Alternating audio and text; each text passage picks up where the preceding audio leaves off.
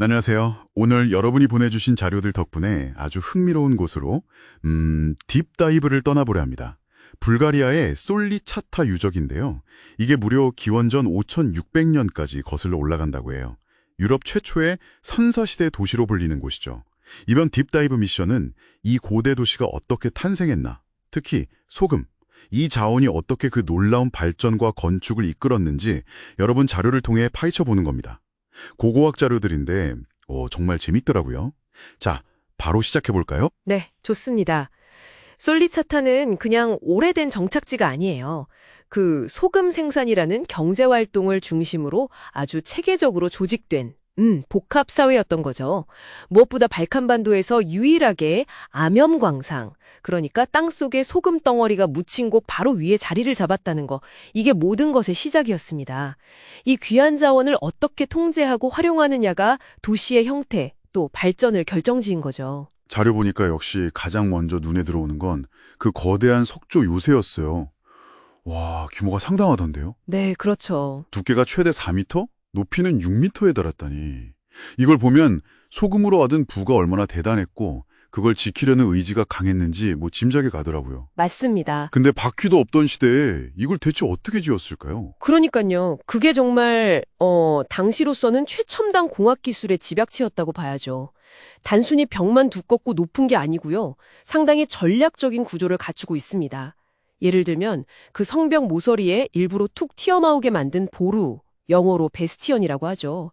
이게 측면 공격을 가능하게 하는데 유럽 최초 사례로 보입니다. 아, 유럽 최초요? 네. 그리고 성벽 밖에는 또 방사형으로 벽들을 세워서 적들이 쉽게 접근하지 못하게 막았고요. 이런 다층적인 방어 시스템, 이게 벌써 6,600년 전에 이런 복잡한 군사적 개념이 있었다는 걸 보여주는 거죠. 와, 정말 놀라운데요? 근데 자료 중에 보니까 이게 꼭 방어용 요새가 아니라 후대에 만들어진 무덤, 뭐랄까 봉분의 무게를 지탱하려고 만든 구조물일 수도 있다. 이런 다른 해석도 있더라고요. 아, 네, 맞아요. 그런 학술적인 논쟁도 분명히 있습니다. 고고학 해석이라는 게 늘 그렇잖아요. 새로운 증거가 나오면 또 바뀔 수도 있고 계속 진행 중인 과정이죠. 그렇군요. 해석은 열려 있는 거네요. 네, 그 점은 감안해야 합니다.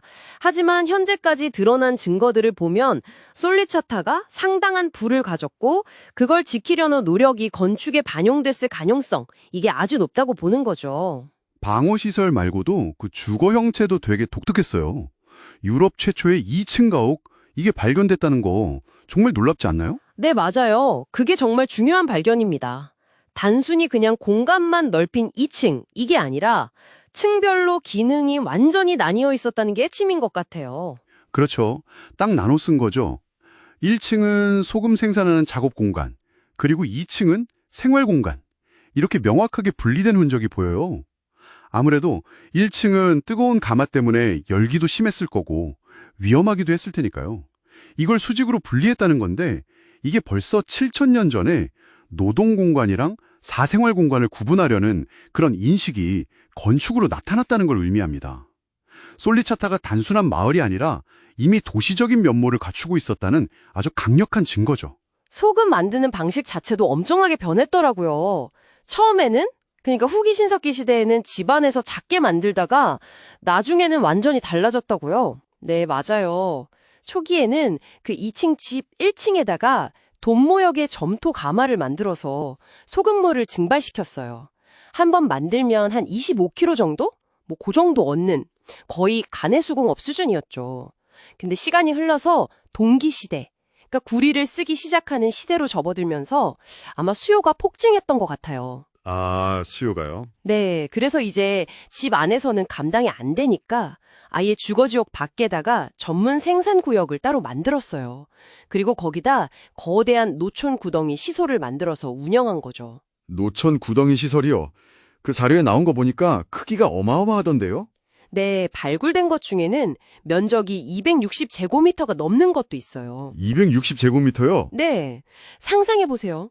그 넓은 구덩이 바닥에다 직접 불을 막 지펴서 수십 개 그릇에 담긴 소금물을 한꺼번에 증발시키는 거예요. 이걸로 한 번에 무려 4톤에서 5톤 정도의 소금을 생산할 수 있었던 걸로 추정됩니다. 4톤에서 5톤이요?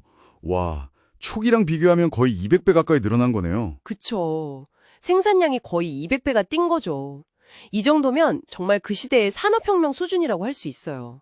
솔리차타의 부와 영향력은 바로 이 생산력 혁신에서 나왔다고 봐야 합니다. 이야, 그럼 이렇게 어마어마하게 생산된 소금이 결국 부로 이어졌고 그 증거가 혹시 근처에 있는 그 유명한 바르나 유적의 황금 유물이다 이런 이야기인 거군요. 네, 맞습니다.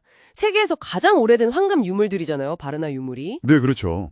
그러니까 소금 생산 혁신, 생산량 폭증, 이걸로 교역망 확대, 막대한 부 축적, 이 부가 아마 바르나 황금 유물 같은 걸로 나타났을 거고요. 아하. 그 부를 지키기 위해서 방어시설, 즉 요새를 더 강화하고 이게 또 사회 조직을 더 복잡하게 만들고 이런 선순환 구조, 이 구조가 솔니차타를 유럽 최초의 도시로 성장시킨 핵심 동력이었다 이렇게 보는 거죠. 와, 정말 대단하네요. 소금이라는 자원 하나가 어떻게 선사시대 유럽의 도시를 만들고 또 당대 최고의 건축 기술과 복잡한 사회 시스템까지 만들어냈는지 그 과정이 이 건축물들 안에 그대로 녹아있다는 게 정말 놀랍습니다. 네, 솔니차타는 경제활동, 특히 그 핵심 자원을 어떻게 관리하고 활용하는지가 도시의 모습과 기술 발전에 결정짓는다는 걸 아주 원형적인 사례라고 할 수 있습니다. 이미 7,000년 전에 부의 축적, 그리고 그걸 지켜야 한다는 필요성이 건축과 사회 혁신을 이끌었던 거죠. 자, 오늘 솔리차타에 대한 딥 다이브는 여기까지입니다. 듣고 보니 정말 흥미로운 점이 많은데요. 마지막으로 이런 질문 한번 던져보고 싶네요. 수천 년 전 특정 자원이 부와 혁신, 그리고 방어 기술의 발전을 이끌었던 이 솔니차타의 이야기가 오늘날 특정 자원에 크게 의존하거나 혹은 첨단 기술 혁신을 주도하는 그런 국가나 사회에는 과연 어떤 통찰을 줄 수 있을까요? 한 번쯤 곱씹어 볼 만한 질문인 것 같습니다. 다음에 저희는 또 흥미로운 주제로 찾아뵙겠습니다.